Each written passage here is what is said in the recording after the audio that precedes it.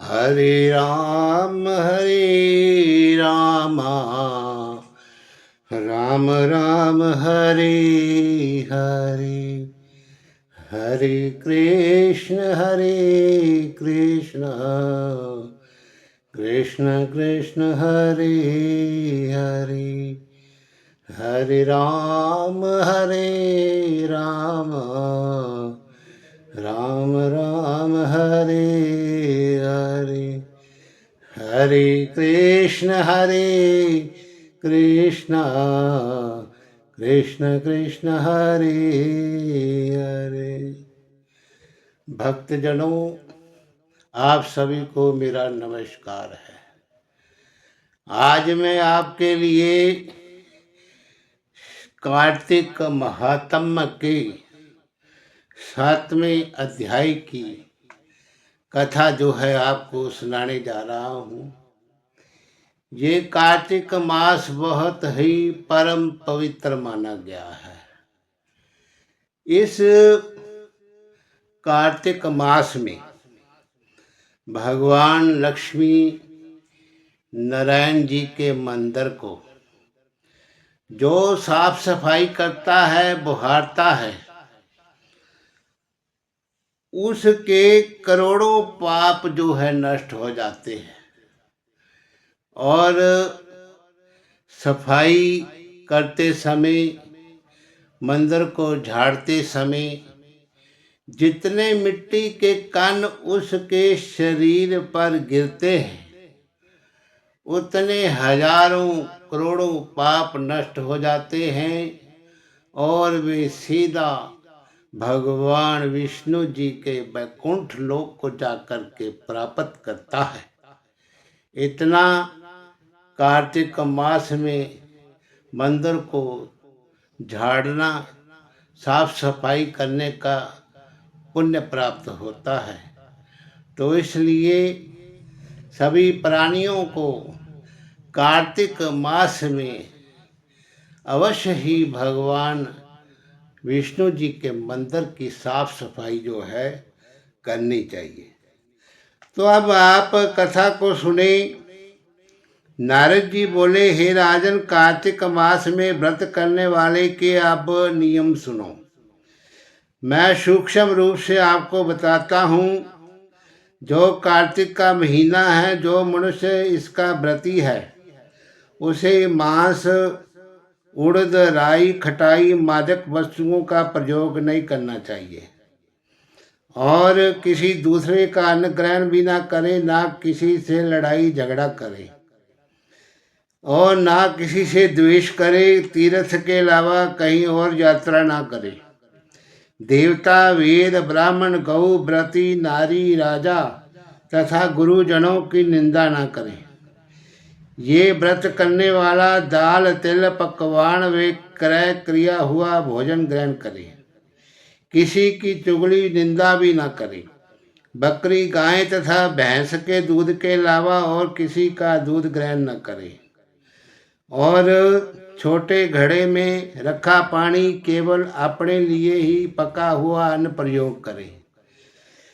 कार्तिक मास के व्रती सदा ब्रह्मचर्य में रहें, पृथ्वी पर सोवें और दिन के चौथे पहर में केवल एक बार पत्तल में भोजन करें।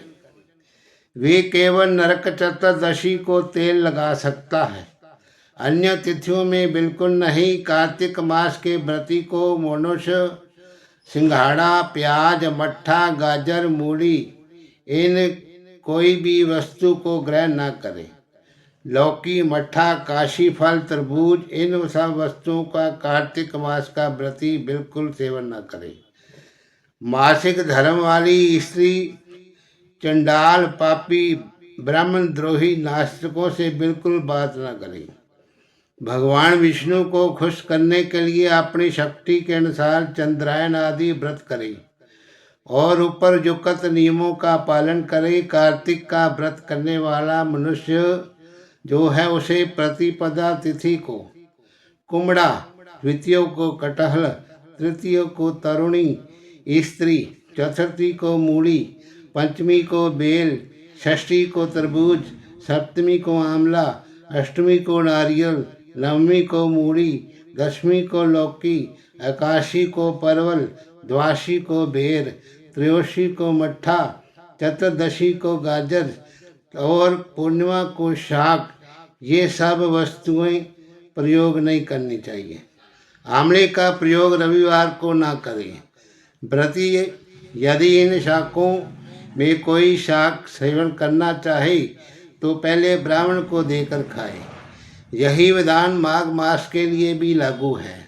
और देवोत्थानी काशी में पूर्वोक्त विधि के मुताबिक नृत्य, जागरण, गायन, वादन आदि भी करें। इसको विधिवत करने वाले मनुष्य को देखकर यम के दूत इस तरह भाग जाते हैं जैसे सिंह की गर्जना से हाथी भाग जाते हैं। ये कार्तिक मास का व्रत सभी व्रतों में श्रेष्ठ है। इसके अतिरिक्त जितने भी व्रत यज्ञ हैं वे 1000 की संख्या में किए जाने पर इसकी तुलना नहीं कर सकते, क्योंकि यज्ञ करने वाले मनुष्य तो केवल स्वर्ग में जाते हैं, लेकिन कार्तिक मास का जो व्रती है वे सीधा वैकुंठ लोक को जाता है। और जिस प्रकार राजा की रक्षा उसके अंग रक्षक करते हैं, उसी तरह कार्तिक मास के व्रती की जो रक्षा करने वाले हैं भगवान विष्णु की आज्ञा से इंद्र आदि देवता उसकी रक्षा करते हैं। कार्तिक मास का व्रत करने वाला मनुष्य जहाँ कहीं भी रहता है वहीं पर उसकी पूजा होती है, उसका यश होता है। उस स्थान पर जहाँ की वे रहता है भूत, पिशाच, प्रेत आदि नहीं आ सकते। मनुष्यों के पुण्यों का वर्णन श्री ब्रह्मा जी भी नहीं कर सकते। ये व्रत संपूर्ण पापों को नाश करने वाला है, पुत्र, पौत्र और धन धान्य को बढ़ाने वाला है। हरिओम तत्सत। नमो नमः। अच्युतं केशवं राम नारायणं कृष्ण दामोदरं वासुदेवं हरे श्रीधरं माधवं गोपिकावल्लभं जानकीनायकं श्रीरामचंद्र भजे।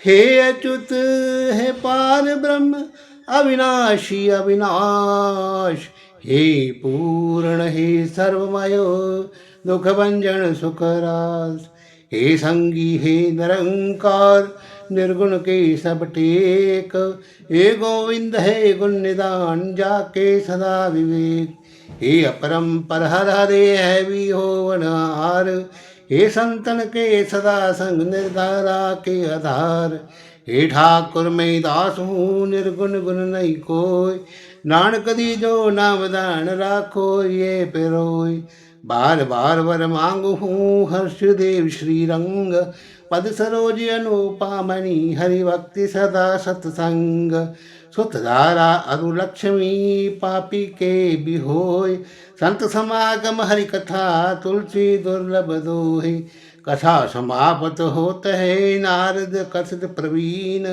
कृष्ण कथा करी मलहरे गावो कर तलवीन। बोलो श्री विष्णु भगवान की जय।